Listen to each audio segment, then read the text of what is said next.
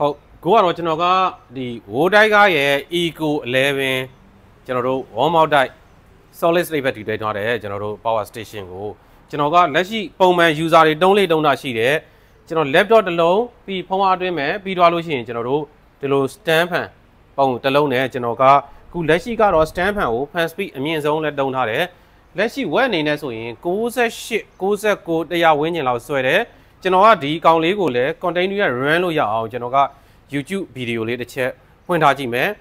လက်ရှိကတော့ကျွန်တော်ကအခု run နေတဲ့အနေအထားရဆိုရင်100% က run တာအခုကျွန်တော်သုံးနေတဲ့အနေအထားရဆိုသူကဒီမှာဆိုလို့ရှိရင်သူက69% ကျန်နေတယ်ခု3နာရီ54မိနစ်ကနေပြီးတော့69%နေပြီးတော့အခုဝက်100ဝန်းကျင်လောက်ကိုကျွန်တော်ဆွဲထားမယ်ဆိုရင်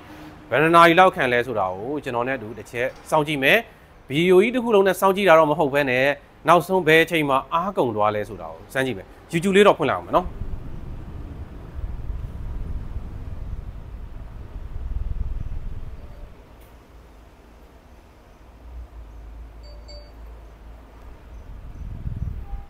ကဲကျွန်တော်နဲ့တူတစ်ချက်စောင့်ကြည့်လိုက်မယ်နော်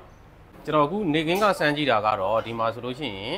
ကျွန်တော် 99% ကစမ်းလိုက်တာအခုလက်ရှိကျွန်တော် laptop နဲ့ဒီကောင်လေးပန်ကာလေးတစ်လုံးစမ်းကြည့်တဲ့အနေထားမှာဆိုရင်သူက89% ပဲသွားတယ်နေကင်းကကျွန်တော်စမ်းကြည့်တဲ့အနေထားရဆိုလို့ရှိရင်3နာရီကျွန်တော်တို့54လားမသိဘူးပေါ့နော်ဗီဒီယိုထဲမှာပါပါတယ်ပြန်ကြည့်လို့ရတယ်ခုကျွန်တော်ကအခုလက်ရှိအနေထားရဆိုလို့ရှိရင်ဒီကောင် laptop ကလည်း power ကခုနလိုမျိုးပေါ့ဒီ battery ကလည်းပြည့်နေတဲ့ခါကျတော့သူကအရင်ကြီးတော့မဆွဲတော့ဘူးပုံမှန်အနေထားဆိုရင်ကျွန်တော်ဖုန်းတစ်လုံးအားသွင်းမယ်ပြီးတော့လို့ရှိရင် laptop တစ်လုံးနဲ့ကျွန်တော်တို့ပန်ကာရယ် Wi-Fi ဆက်ရယ်ဆိုလို့ရှိရင်တော့ကျွန်တော်တို့ကဒီ Eco ရယ် Eco 11ကျွန်တော်တို့ web အနေနဲ့ဆို800 web web hour အနေနဲ့ဆိုရင်သူက1040 web hour solar နဲ့အားသွင်းမယ်ဆိုလဲသူထဲမှာ MPPT solar controller ပါတယ်ဗျဘယ်လိုခေါ်မလဲဟိုတိုက်ကတော့ solid state battery တုံးထားတာတခုတည်းကပဲဟိုဘယ်လိုခေါ်မလဲ user တွေကိုရွေးချက်เสีย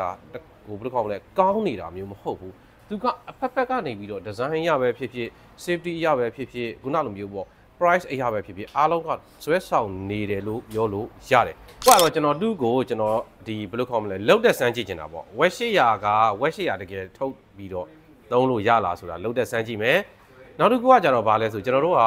ဒီ battery တွေဒီ power station တွေမှာဆိုလို့ရှိရင်ကျွန်တော်တို့က50% အထက်မှာဆိုလို့ရှိရင် battery တုံးရတာပိုခန့်တယ်50% အောက်မှာဆိုရင် battery တုံးရတာကျွန်တော်တို့နည်းနည်းလေးကျတာမြင်တယ်ဒါပေမဲ့ဘယ်လိုပဲဆိုစေပေါ့ကျွန်တော်တို့က battery ကိုအခန့်ချန်ပြီးတုံးတာရှိတဲ့လူ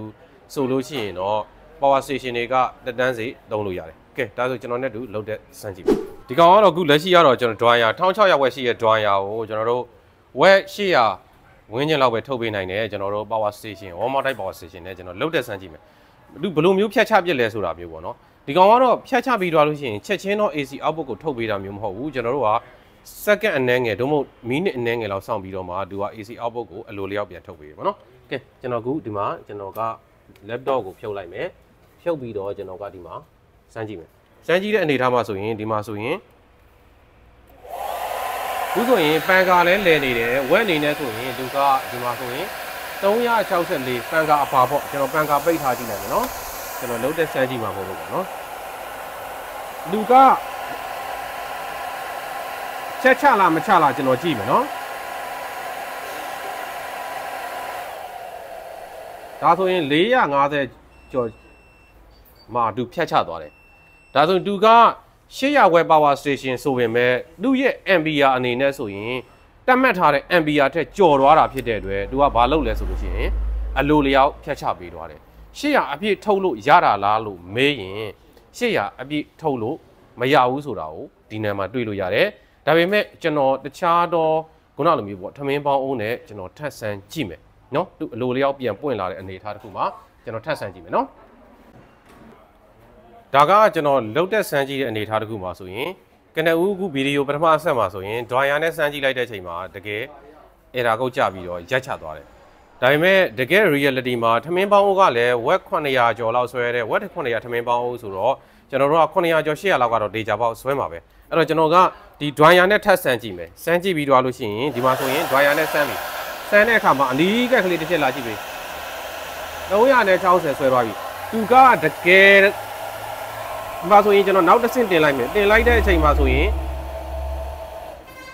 ဒုံးကိုကြပြီးတော့သူက E112 error ကိုကြာသွားပြီကျွန်တော်က load ကိုဆွဲချလိုက်မယ်ချလိုက်တဲ့အချိန်မှာဆိုရင်ကျွန်တော်က AC ဒီမှာဆို error ကောက်ကပြောင်းမသွားဘူးကျွန်တော်က AC ကို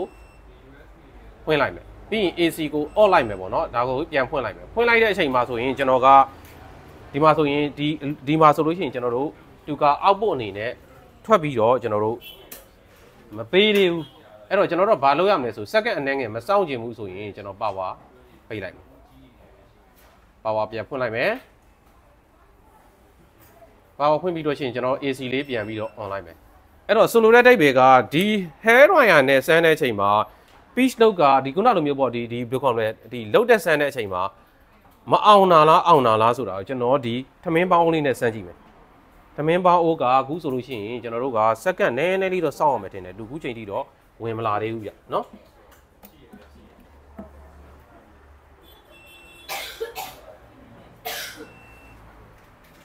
ဒါကကျွန်တော် load တက်ကို overload အနေနဲ့ကျွန်တော်ဆန်းတဲ့အချိန်မှာသူဖြတ်ချလိုက်တယ်အခုလက်ရှိချိန်ထိတော့ဒီမှာဆိုရင်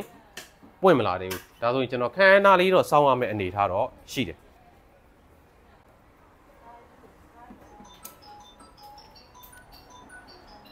ဒါဆိုရင်ဒီမှာပွင့်လာပြီဆိုတော့ကျွန်တော်ထမင်းပေါင်းအိုးကဒီမှာကြည့်ပါ38ဝက်ဆွဲနေတယ်ဒါပေမဲ့ဒါကထမင်းပေါင်းအိုးကိုကျွန်တော်မဖွင့်ရသေးဘူးထမင်းပေါင်းအိုးကိုကျွန်တော်ဖွင့်ကြည့်လိုက်မယ်နော်ဖွင့်လိုက်တဲ့အချိန်မှာဆိုရင်ဒီမှာဆိုရင်ကျွန်တော်က900ဝက်ဆွဲတယ်ဒါပေမဲ့ဒီ dryer လေးနဲ့တုံးတဲ့အချိန်မှာ450 460 480မှာဖြတ်ချသွားတယ်ဆိုတာတကယ် reality မှာအဲ့လောက်ဆွဲတာမျိုးမဟုတ်ဘဲနဲ့ dryer ဖြစ်တဲ့အတွက်လုံးဝစောင့်ဆွဲတာမျိုးတို့မို့ overload ဖြစ်သွားတာမျိုးဒါဆိုရင်ကျွန်တော်တို့က900ဝက်ဒီထမင်းပေါင်းအိုးကဆွဲနေတာကိုခံနိုင်တယ်ဆိုလို့ရှိရင်တော့ဒီကောင်ဒီ800ဝက်ထွက်တယ်ဆိုတာကလုံးဝ confirm ဖြစ်ပါတယ်ကဲအားလုံးကျေးဇူးအများကြီးတင်ပါတယ်ဗျ